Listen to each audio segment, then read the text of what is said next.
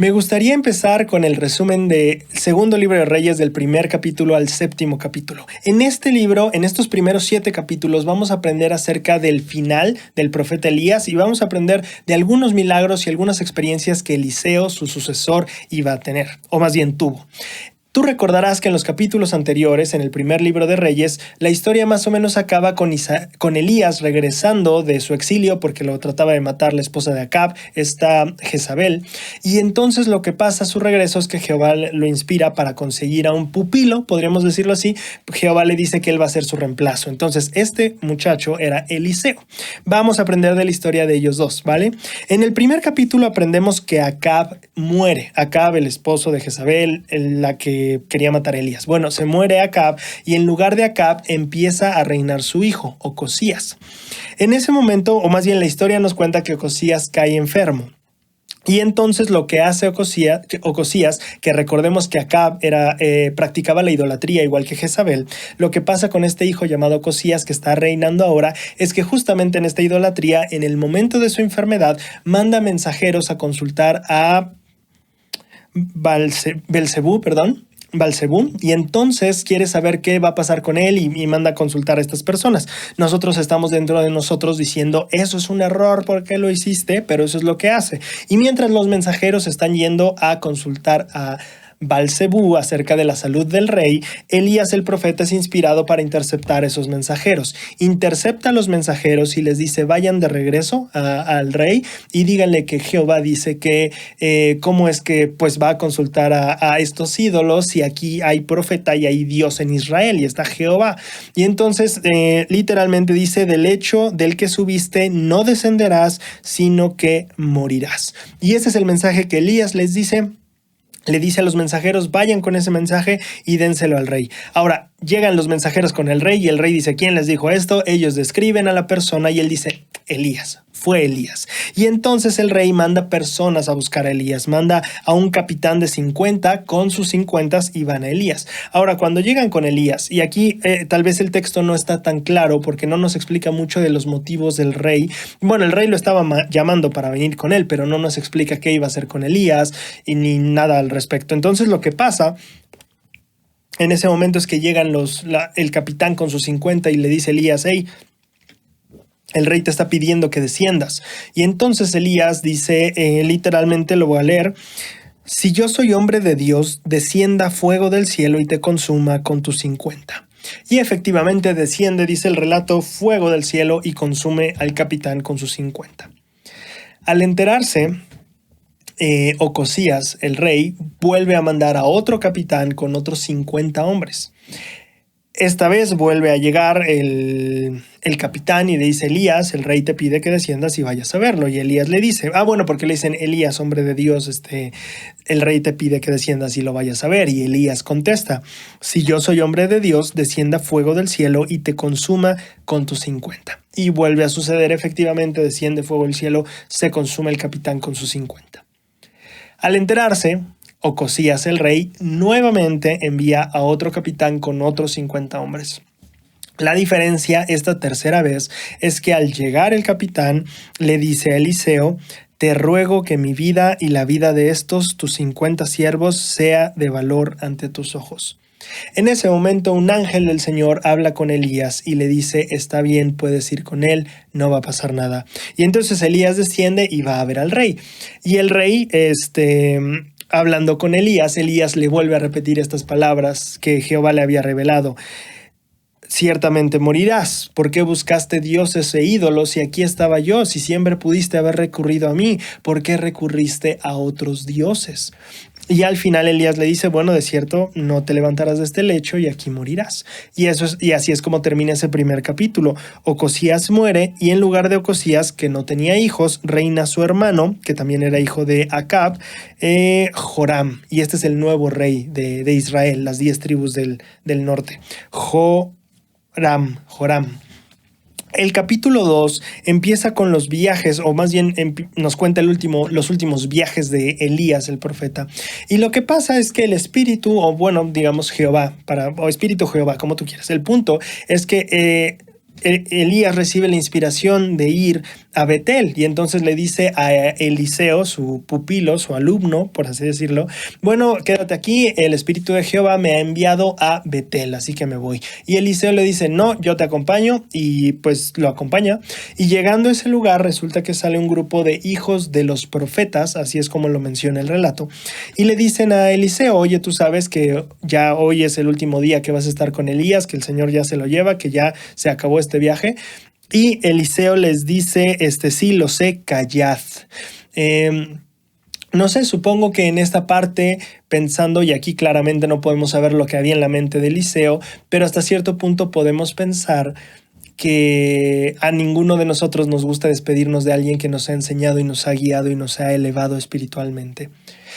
Imagínate la experiencia de Eliseo al haber vivido con Elías el profeta y ahora saber que el tiempo se estaba acabando. Claro, no nos gustaría, al menos a mí tal vez no me gustaría que me lo estuvieran recordando, así que ya lo sé, gracias. Shh. Con eso es suficiente.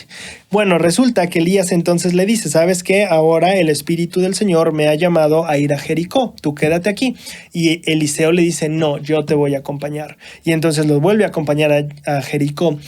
Vuelven a salir hijos de los profetas y le vuelven a decir lo mismo a Eliseo. Hey, ¿sabías que ya hoy es el último día? Ya Elías ya se va.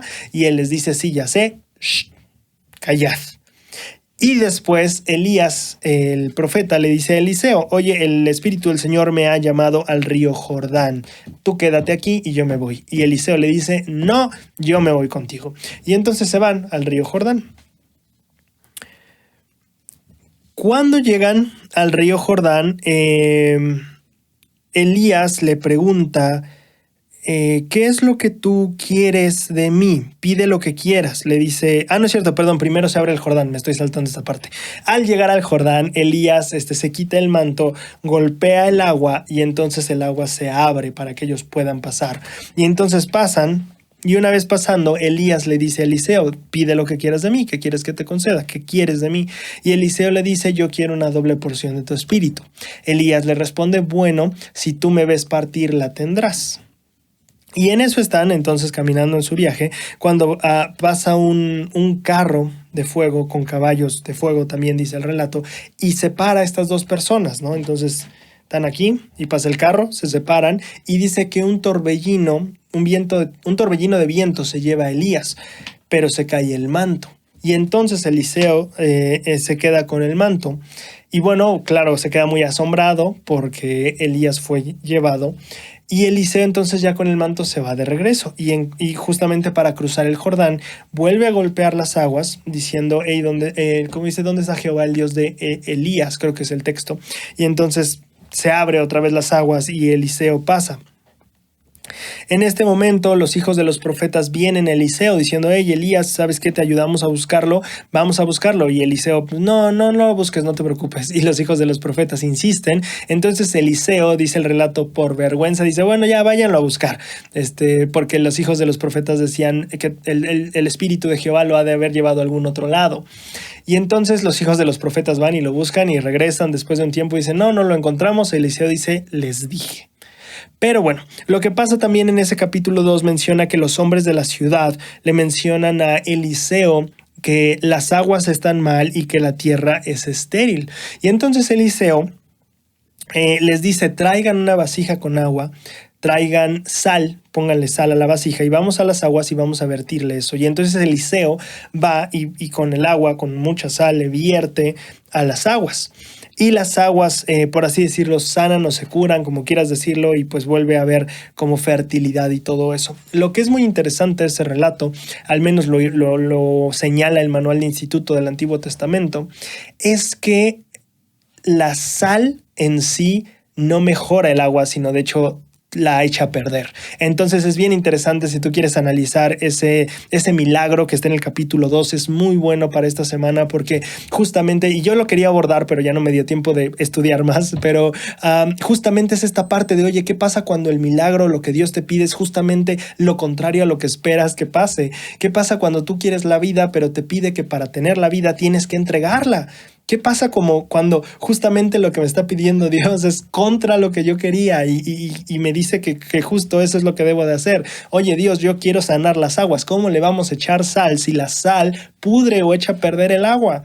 Y es muy interesante estudiar eso en el contexto de justamente la confianza en Dios, la obediencia, iba a decir otra cosa, la fe, y esos principios pueden ser un excelente análisis. Es un milagro muy chiquito en los últimos versículos del capítulo, pero es muy interesante ver que justamente el profeta les dijo, hey, vamos a echarle sal, y claro, como personas podemos decir, híjole, profeta, eso justamente va a echarlo a perder, y también se puede hablar mucho acerca de la fe en los profetas y su guía, y la confianza que podemos tener en su guía, a pesar de que pueda ser contraintuitivo. Entonces ahí te lo dejo, que es un muy buena historia para un mensaje corto de Noche Hogar o algo parecido.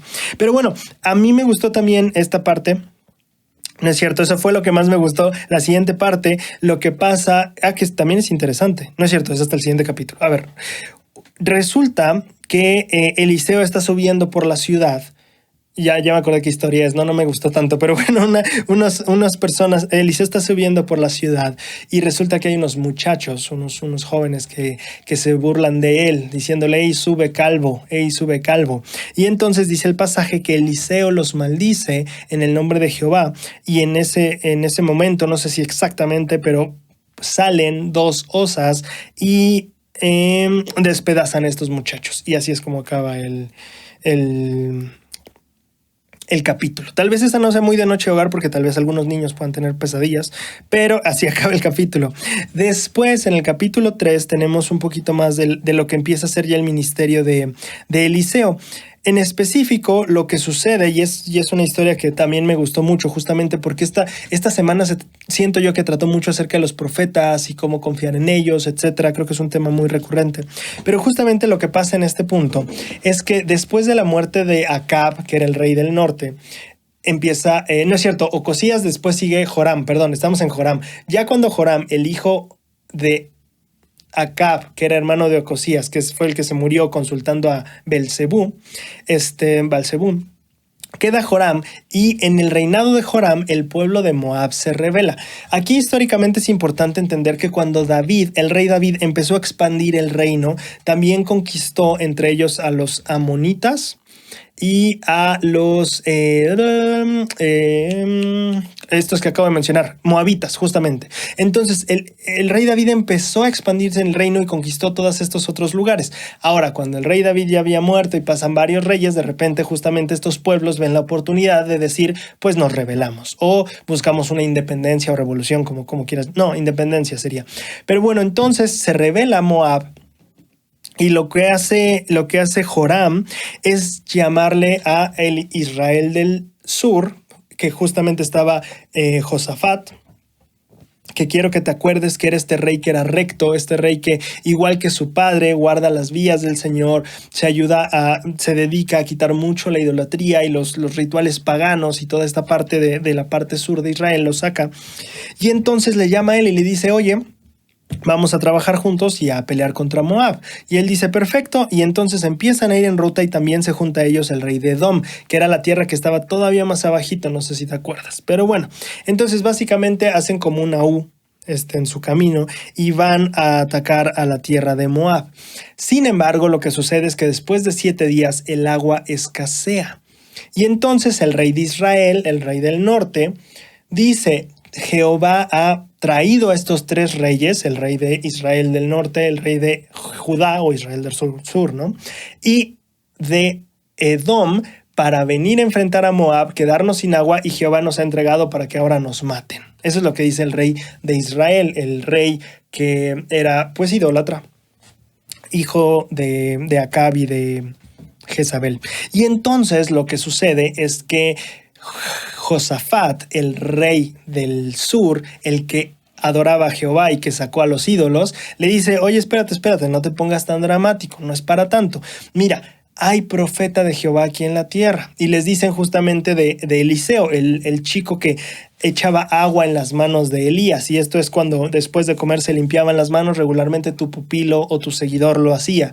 Entonces Eliseo era el seguidor de Elías, y le dice, mira, Elías ya no está, pero está Eliseo, y él era muy cercano, él era el alumno de Elías, así que vamos con él, es el profeta, y que nos diga la voluntad de Jehová, si realmente Jehová nos ha entregado a los 3 reyes para morirnos frente a Moab. Y entonces lo que hacen es que van a consultar al profeta. Y bueno, ahí había unas rencillas o algún roce, porque justamente cuando Eliseo ve al rey del norte, a Joram, le dice, ¿yo qué tengo que ver contigo? O sea, bye. Y entonces Joram le dice, no, espérate, es que pues estamos aquí por esta situación y este problema. Y Eliseo le responde, bueno, solo porque respeto al rey de Judá, que es la parte sur, el que no era idólatra, le dice, bueno, solo porque lo respeto a él, está bien, vamos a hacerlo, pero tráiganme un señor que toque el arpa y que me toque música.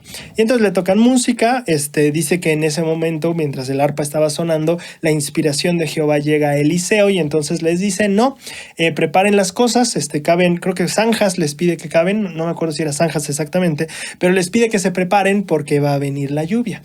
O más bien va a venir el agua, no dice lluvia, dice va a venir el agua.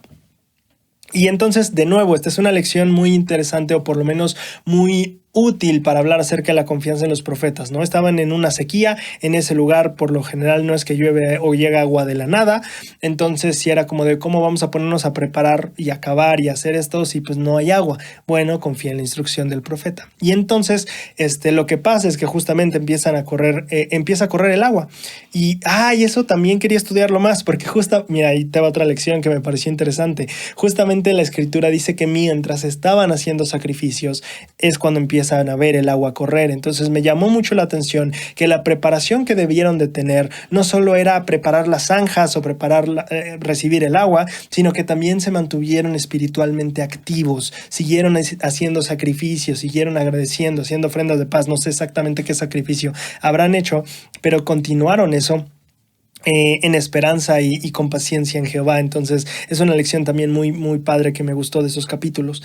Y entonces ya que llega el agua, resulta que, pues bueno, ellos se regocijan, por supuesto, pero Moab, que eran los que estaban atacando, cuando sale el sol, el agua la ven roja. Y entonces ellos piensan, oye, seguramente los israelitas y la gente de Israel, la gente de Judá y la gente de Edom se empezaron a pelear entre ellos y ahora están muertos todos. Y todo eso que vemos ahí es sangre derramada. Muy interesante, creo que es el manual de instituto, también menciona justamente que cuando ellos estaban haciendo las zanjas para que llegara el agua, eso, bueno, si tú y yo cavamos, aquí en nuestra tierra regularmente va a ser tierra pues café y etcétera, pero hay lugares donde la tierra es más rojiza, lugares como ese. Y entonces cuando ellos estuvieron cavando para hacer las zanjas, no solo estaban haciendo el hueco para que el agua pasara o la pudieran almacenar, sino también estaban aflojando la tierra, que al estar justamente más floja, iba a diluirse más rápido con el agua, y el agua iba a tornarse más en color rojo. Y entonces cuando los de Moab ven a lo lejos el rojo, dicen, es la sangre de ellos. Entonces tienes el rojo de la tierra más el rojo del amanecer, y entonces ellos dicen, eso es sangre, vamos por el botín, vamos a recuperar como lo que está ahí nada más. Y entonces Moab avanza, pero cuando menos se lo espera, todo el ejército le salta y Moab empieza a retroceder. Conforme retrocede Israel, que era algo que el Jehová les había indicado, creo que por medio de Eliseo justamente, que no solo conquistaran el lugar, sino que destruyeran árboles, destruyeran terrenos de campo, o sea, campos de cultivo es la palabra. Y justamente lo hacen llevando piedras, y cada quien lleva una piedra y la suelta cuando pasan por los campos de cultivo, y entonces todo el terreno se vuelve súper pedroso, empedrado, no sé cómo se diga, y talan árboles y hacen una tercera cosa, pero ya no me acuerdo cuál. Pero el chiste es que van destruyendo a su paso, ¿no? Y llega el punto en el que el rey moabita quiere huir a Edom, pero no puede, y entonces ya está muy encerrado, y lo que hace es sacrificar a su hijo en holocausto. El manual de instituto aclara que esta era una manera, bueno, que varios, o más bien un dios del pueblo de Moab, se le adoraba con sacrificios humanos. Y entonces justamente tendría relación con esto. Él estaría como haciendo un último o un súper difícil sacrificio a su dios para que todo parara. Y en este momento fue bastante molesto para Israel, me parece que es lo que dice el texto, y entonces Israel se va y acaba la pelea. Una lección que no quiero dejar pasar, que te digo que me pareció muy muy buena y me dolió no poder abarcar más esta semana, pero me gustó muchísimo esta parte de que ellos, a la hora de que el profeta les dice, hey, prepárense para el agua, ellos pudieron haber tomado la postura de, ¿sabes qué? No, ¿por qué? O sea, mejor vamos a buscar agua, ¿qué nos quedamos aquí a esperar? Jehová no va a mandar agua. ¿Cómo podemos confiar en Eliseo y su palabra nada más? En lugar de estar poniéndonos a cavar, vámonos. Nos van a cavar los moabitas. Y muy interesantemente, justamente el obedecer al profeta, al estar cavando eso, fue lo que les dio la victoria, ya que hizo que el agua pareciera sangre, ellos pudieran almacenarla también mejor y los moabitas creyeran que no tenían más enemigos y bajaran la guardia, haciendo así que Israel venciera. Fue muy interesante y este es uno de... Creo que, porque mira, muchas veces cuando leemos las escrituras del Antiguo Testamento, leemos como Jehová peleó por ellos y ganaron. Es como, ok, pues está bien, no hay mucha información de cómo, pero aquí sí hay información de cómo, al seguir la palabra del profeta, Israel vence. Y esto es lo que hace para mí este relato muy muy importante, porque sí podemos ver muy muy claro las acciones que el profeta les pidió, cómo para ellos pudo haber sido contraintuitivo y decir, ¿para qué me quedo aquí esperando? Me van a venir a matar los moabitas, mejor me voy a donde hay agua. Y cómo al seguir las palabras del profeta y mantenerse en su devoción religiosa haciendo sacrificios, ellos logran justamente que todas las cosas sobren para su bien y acaban venciendo a los moabitas. Eso es lo que pasa en el capítulo número 3. En el capítulo número 4 resulta que una mujer, esposa de los profetas, pide ayuda a Eliseo porque su esposo murió y le están cobrando los acreedores, le dicen, hey, tu esposo me debía, ustedes me deben, así que, y en ese tiempo, cuando no podías pagar, era común que te quitaran a un familiar o a los hijos para que los pudieran o usar como esclavos o vender como esclavos y así pagar la deuda. Por supuesto que es una situación muy terrible y creo que es más peor que, o sea, es peor todavía de que te quiten la casa o algo así, pero bueno, así era en ese tiempo. Y entonces lo que pasa es que esta mujer va a Eliseo y le dice, oye, yo no tengo cómo pagar, mi esposo murió, era una esposa de los hijos de los profetas, así lo menciona el relato. Y entonces Eliseo le dice, bueno, vamos a hacer esto, tú vas a pedir prestado a tus vecinos vasijas de aceite, sin aceite, tú tienes una vasija de aceite en tu casa, lo que vas a hacer es que de esas vasijas con aceite tú las vas a ir llenando y así hasta que llenes todas. Y después, bueno, eso se lo explica después ya que se llenan todas las vasijas, pero le dice, vende el aceite, regresa las vasijas y paga la deuda. Y entonces es justo un milagro porque ella con una vasija de aceite logra llenar todas las necesarias para vender el aceite, regresar las jarras que pidió y salir de la deuda. Entonces esa es la historia del milagro de la esposa de los hijos de los profetas. Después ahí está la historia de una mujer sunamita. Hay un lugar llamado Sunem. Hay una mujer que es sunamita, su nombre no lo conocemos, sunamita es justamente como la nacionalidad, podríamos decir, ¿no? El gentilicio, creo que se dice.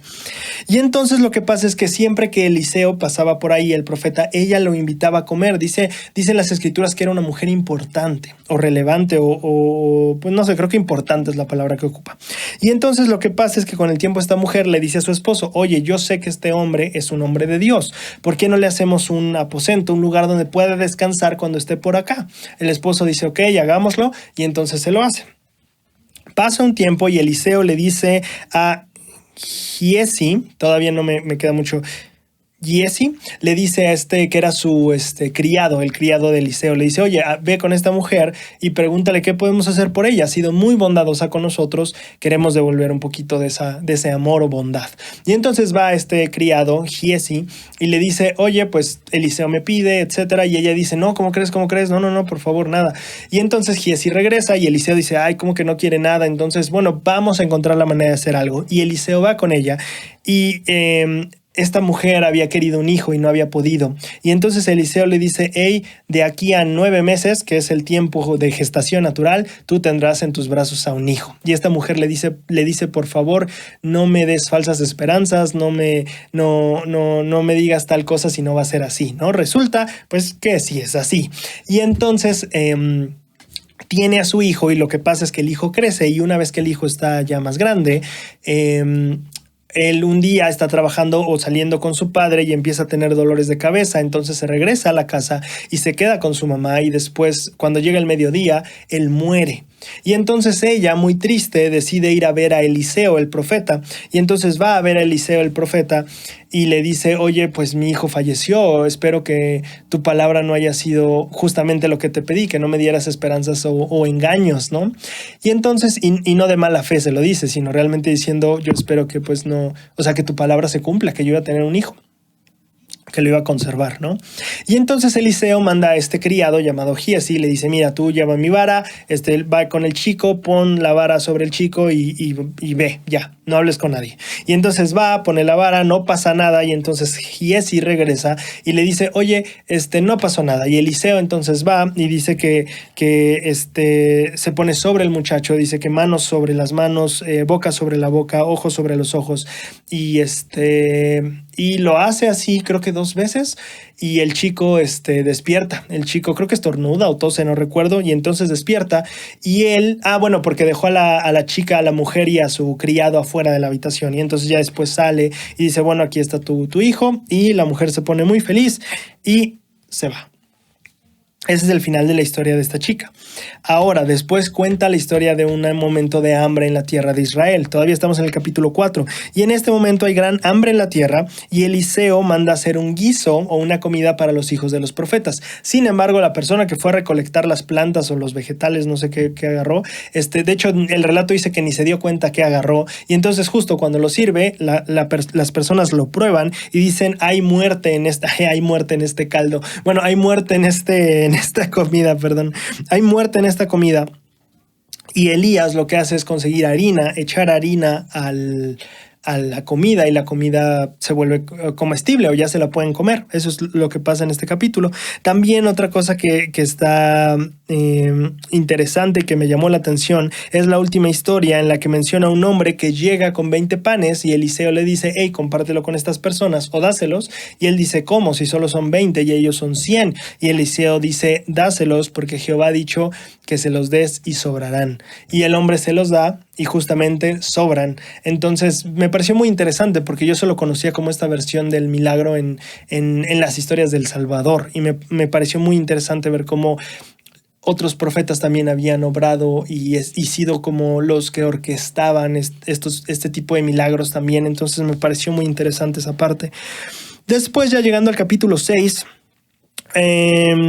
los hijos de los profetas le dicen a Eliseo, oye, ya no hay espacio aquí tanto para nosotros, ya estamos grandes, tenemos que mudarnos. Y entonces Eliseo le dice, bueno, está bien, los acompaño al río Jordán para empezar a hacer los lugares donde van a vivir.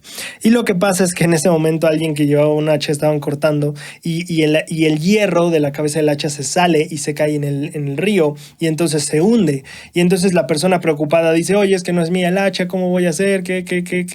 Y se pone triste y Eliseo le dice, tranquilo, y Eliseo corta una vara, avienta la vara o echa la vara al río. No, le dice, bueno, ¿dónde se cayó? Y ya, van ahí y ya lo avienta donde se cayó la vara y el hierro del hacha justamente flota y entonces recuperan el hacha. Y después de esa parte,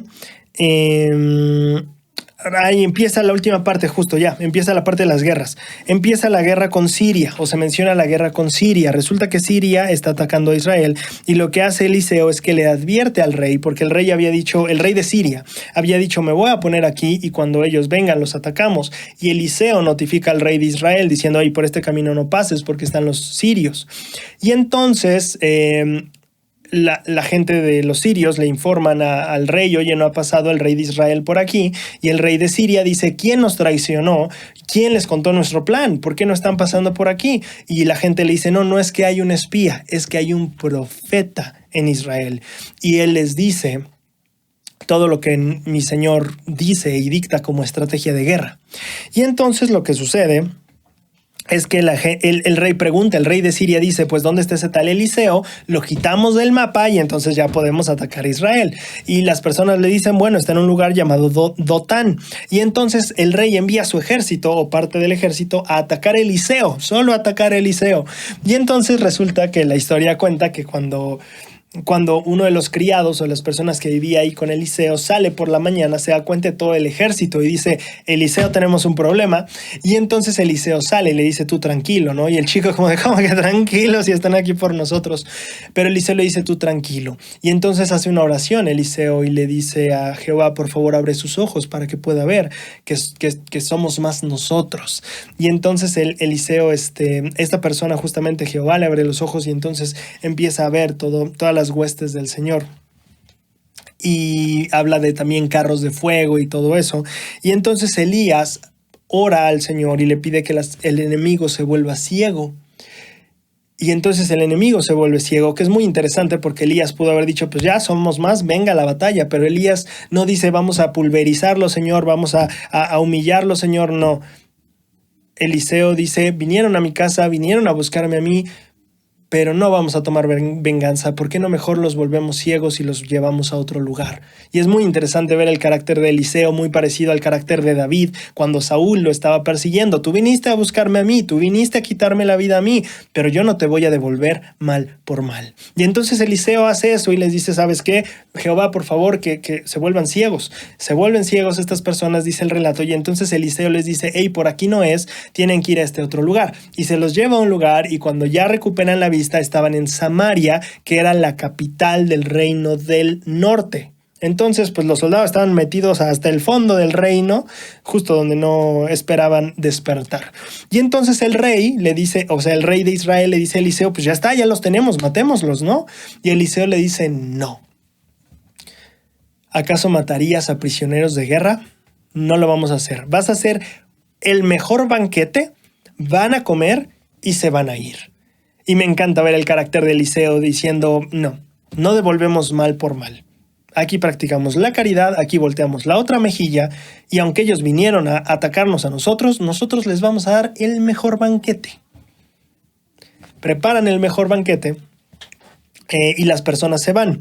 Y el capítulo termina diciendo, nunca más vinieron tropas de Siria a la tierra de Israel. Ahora, no sé cómo, yo creo que aquí hubo algún error en la traducción o lo que sea, porque justamente el versículo siguiente dice que Siria viene a sitiar a Samaria, y Samaria era la capital de Israel, así que pues sí, tropas volvieron muy lueguito de eso. Pero bueno, una contradicción chistosa de un versículo a otro. Lo que pasa es que vienen, y es aquí lo que dice el manual de instituto, es que el rey se dio cuenta, Eliseo les está avisando todas mis estrategias, vamos a dejarnos de estrategias y vamos con todo. Y entonces atacan y sitian la ciudad de Samaria. Y en Samaria empieza a haber entonces una gran hambre y empieza a haber una gran inflación. Aquí vamos a hablar el siguiente capítulo de un milagro, pero para entender mejor el milagro tenemos que entender un poquito acerca de economía, muy básicamente. Cuando yo tengo 3 plumines y cada uno vale 10 pesos, regularmente cuando en el mundo hay menos y solo hay uno, se vuelve más valioso. Por tanto, es posible que valga ahora 30 pesos porque es el único y la gente está, no solo es más valioso en cuestión de que es el único, sino también la gente está más dispuesta a pagarlo porque no lo va a encontrar en otro lado. Y entonces eso se le llama inflación, cuando debido a la escasez los precios aumentan. Entonces lo que sucede con Samaria es justamente eso, empieza a haber tal situación que no hay comida y entonces empiezan a subir los precios de todo. Llega el punto en el que las cabezas de burro se venden, y esto es importante porque el manual de instituto lo aclaró, yo no me di cuenta, pero justamente Israel no comía burro por las cuestiones, bueno, se supone por la ley de Moisés, pero bueno, aquí también eran idólatras, quién sabe qué tanto lo seguían, pero la cabeza de burro, que no era una comida muy común, se supone en Israel, empezó a venderse a precios muy, muy altos, y también se vendía popó de ave como alimento. Entonces, y se vendía cara. Entonces tienes que imaginarte la crisis financiera y alimenticia o alimentaria en la que estaba este pueblo. Vendían la popó de aves como comida y a un precio alto. ¿vale? Entonces llega un punto en el que está el rey de Israel caminando por la ciudad de Samaria y hay una mujer que viene y le dice ayúdame, y él le dice ¿cómo te voy a ayudar si nadie tiene cómo ayudarnos entre nosotros? Y la mujer le dice mira, lo que pasa es que yo vivía con otra chica y las dos teníamos un bebé, y ella, como ya era mucha el hambre, me dijo mira, vamos a hacer esto. Hoy nos comemos a tu bebé y mañana nos comemos al mío. Y entonces dice esta chica, cocimos a mi bebé y comimos. Y al día siguiente, cuando le dije, oye, vamos, toca a tu bebé, ella ya lo había escondido. Y entonces, pues, por supuesto, la mujer está totalmente destrozada. Y lo que pasa ahí es que dice que el rey creo que sí rasga sus vestiduras, pero dice, Dios me castigue si para mañana Eliseo no está muerto. Y entonces aquí para mí se me hizo muy confuso. Yo dije, ¿y Eliseo a qué hora o qué? Si pues, enójate con Samaria o qué. Pero justamente es muy interesante al principio porque recuerden, esta semana estamos hablando mucho acerca de los profetas.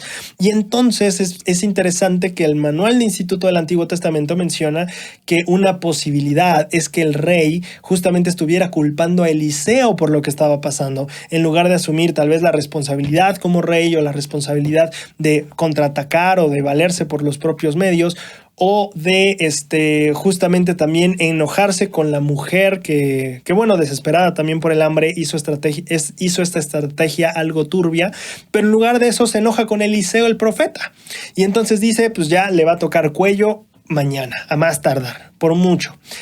Y me parece muy interesante porque también podemos hablar justamente de las veces en las que tal vez queremos echar la responsabilidad o la culpa en personas o líderes o misioneros o presidentes o lo que sea, pero tal vez no nos damos cuenta que también nosotros podemos hacer cosas y que no dependemos solo de que tal persona haga un milagro por nosotros. También practicamos esta parte de la autosuficiencia. Entonces es también un principio muy importante abordar esta semana.